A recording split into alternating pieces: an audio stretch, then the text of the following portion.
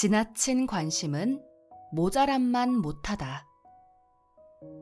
한국인의 자식 사랑은 사랑을 넘어 집착 수준이다. 그래서 20살이 넘어 30이 되어도 자기가 주체가 되어 오롯이 서지 못하고 부모의 의견에 따라 휘둘리며 산다. 이것은 삶의 자생나무가 애초부터 자라지 못하게 독초를 뿌리는 것과 같다. 피양은 서양미인처럼 이목구비가 커서 시원시원한 얼굴형을 지니고 있다. 키도 작은 편은 아니고 몸매 또한 늘씬하다. 그녀는 올해 31인데 남자친구가 없다. 친구의 증언에 의하면 그녀는 20대에만 최소 20번의 사랑을 했다. 짧으면 2주였고 길어야 6개월이 못 가서 관계는 파탄이 났다. 그 이유는 그녀의 지나친 집착 때문이다. 사랑을 하면 눈이 먼다고 한다. 오로지 한 사람만 보이고 그 사람을 생각하면 가슴이 벅차오르고 그 사람이 곁에 있다는 것 하나만으로 험한 세상을 살아가는 이유가 된다. 영화나 소설 속에서는 만인의 마음을 사로잡을 수 있는 멋있는 캐릭터지만 막상 현실에서 이런 사람을 만나면 부담스럽다. 피양은 남자를 만나면 그 사람의 일거수일투족을 모두 알아야만 속이 풀리는 체질이다. 하루에도 수십 통씩 문자를 보내고 수시로 전화통화를 하고 다른 여자에게 관심을 갖고 있는 것 같다는 불길한 예감이 들면 직접 만나서 설명을 들어야 한다. 남자가 레이더망에서 사라지면 초조와 불안 때문에 한시도 제자리에 앉아있을 수 없고 물 한 모금 마시지 못하고 잠도 자지 못한다. 남자들은 연애 초반에는 여자의 집착을 환영한다. 그만큼 나에게 관심이 있다는 증거라고 여기는 것이다. 그래서 이상한 행동에도 몇 번쯤은 사랑하니까 하고 쿨하게 넘어간다. 그러나 이런 상황이 계속 이어지면 올가미에 걸린 건 아닌가 싶어서 점점 불안해진다. 빼어난 미모와 활달한 성격에 끌렸던 남자들도 결국에는 얼굴 뜯어먹고 평생 살 것도 아니고 여자는 역시 성격이야 하며 떠나간다. 피양은 30이 넘으면서부터 일제 결혼식장에 가지 않는다. 자기보다 인물이 못난 데다 학벌도 형편없는 친구들이 좋은 남자와 결혼하는 것을 보면 셈이 나기 때문이다. 그녀는 아직도 열렬한 사랑을 꿈꾸고 있다. 친구들이 지나친 사랑은 모자람만 못하다고 경고해도 전혀 귀담아 듣지 않는다. 조만간 지금까지 만났던 시시한 남자들과는 완전히 다른 자신의 사랑을 통째로 받아줄 대범한 남자가 눈앞에 나타날 거라고 믿고 있다. 최근에는 이런 집착 증세를 보이는 사람들이 점점 늘어가고 있다. 자신의 일이나 취미에 마음 붙이지 못하는 사람들이 늘어나다 보니 생긴 현상인 것 같다. 그런데 한국인의 자식 교육도 피양처럼 거의 병적인 수준이다. 나는 한국인의 높은 교육열은 OECD 국가의 평균에 비해서 여성의 사회 진출 비율이 턱없이 낮기 때문에 생긴 현상이라고 본다.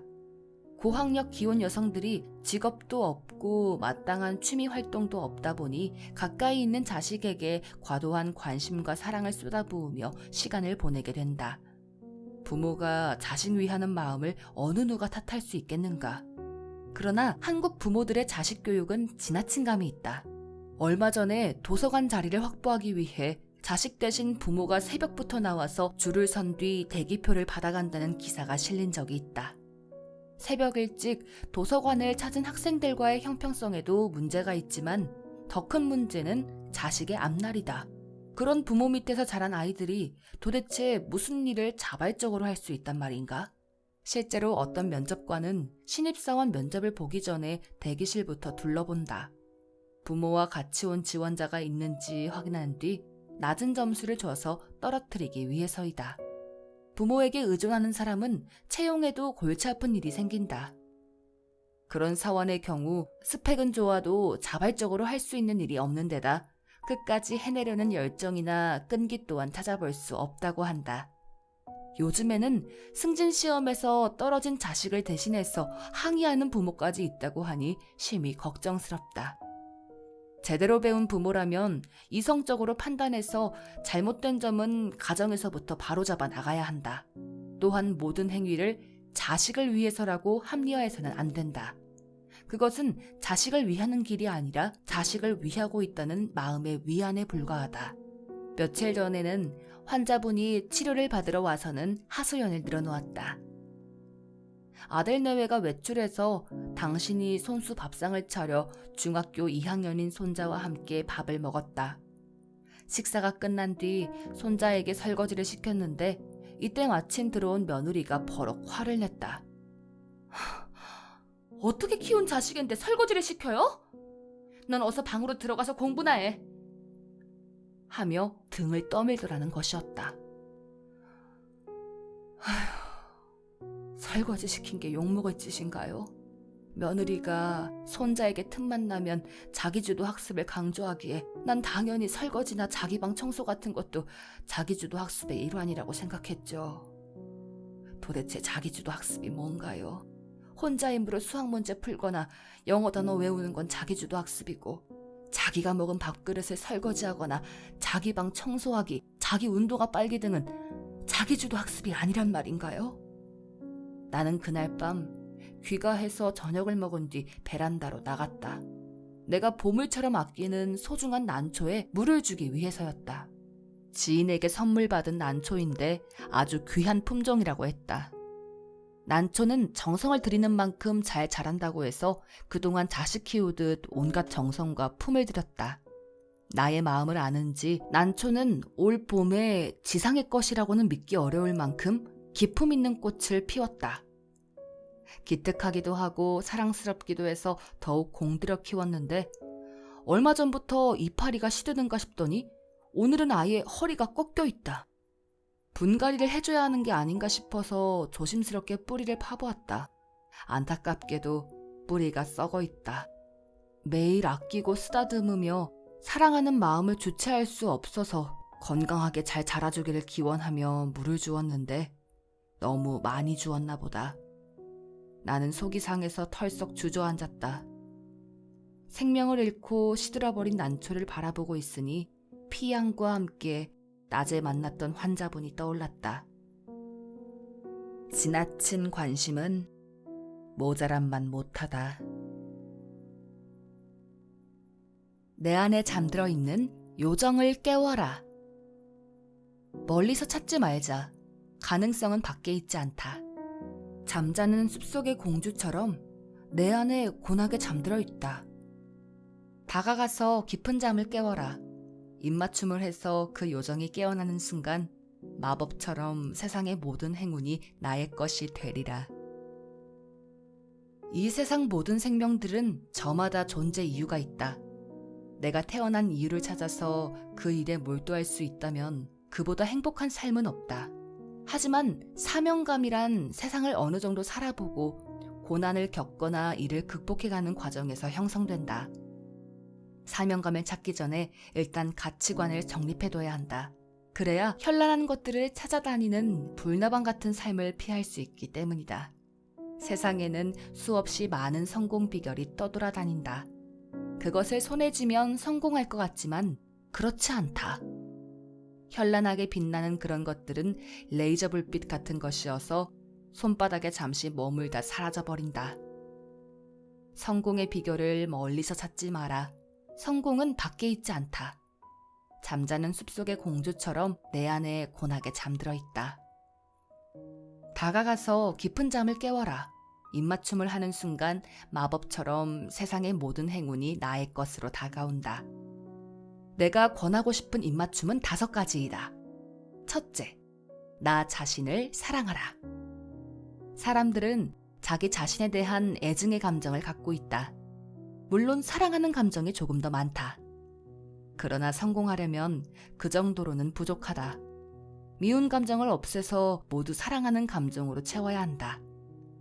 이 세상에 태어난 특별한 나를 축복해주고 이 세상에서 원하는 삶을 살아갈 수 있도록 노력과 헌신을 아끼지 마라. 나를 어중간하게 사랑하면 나만 아는 이기주의자가 된다.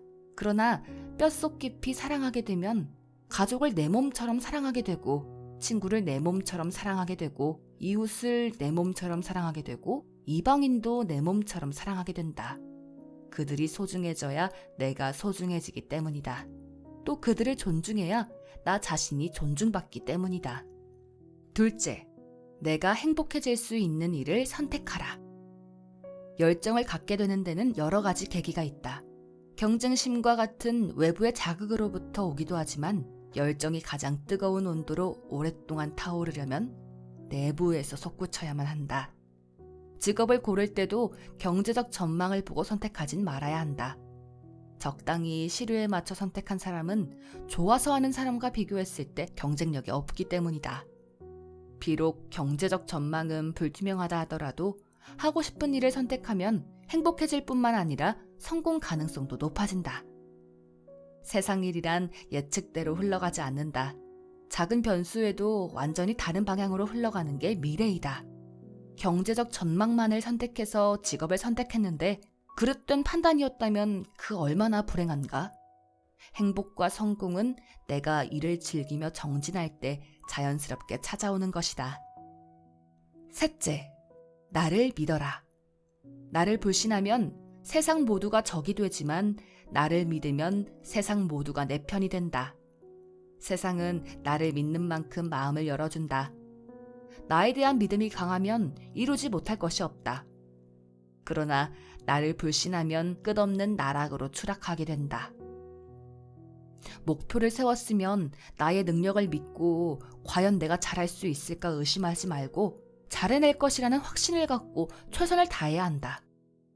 목표가 높아서 아득하게 느껴질지라도 물러서거나 위축되지 말고 층계를 오르듯 한 걸음씩 옮기다 보면 어느 순간 정상에 올라있는 나를 발견하게 될 것이다.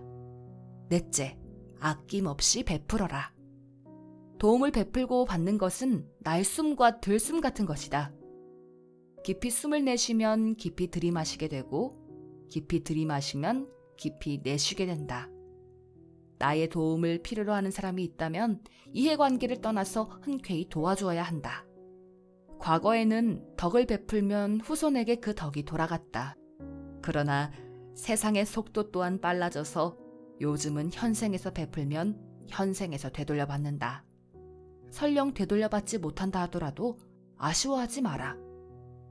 남에게 베풀며 살았다는 것은 가치 있는 삶을 살았다는 증거이다. 다섯째, 거절당할까 두려워 마라. 타인의 집에 들어가려면 노크를 해야 한다. 대인관계에서 누군가에게 말을 건네거나 생각을 전한다는 것은 일종의 노크이다.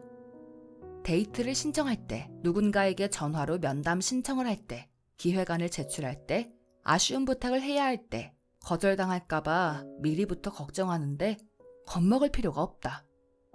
마음에 들지 않으면 거절하는 건 당연한 일이다. 심약한 사람들은 거절을 당하면 마음에 상처를 입을까봐 걱정하는데 그 또한 괜한 걱정이다. 거절을 당하면 뇌에서 진통제 효과가 있는 오피오이드라는 화학물질을 발산해서 상처를 인해 치유해준다. 걱정하지 말고 부지런히 문을 두드리다 보면 새로운 기회가 찾아온다. 성공과 실패는 극과 극처럼 느껴지지만 그 차이는 아주 적다. 안다는 것과 실천한다는 것의 차이라고나 할까? 성공하고 싶다면 내 안에서 곤히 잠자고 있는 능력을 깨워야 한다. 그 잠재력이 일어나면 요정처럼 날아다니며 음으로 양으로 도와주게 되어 있다.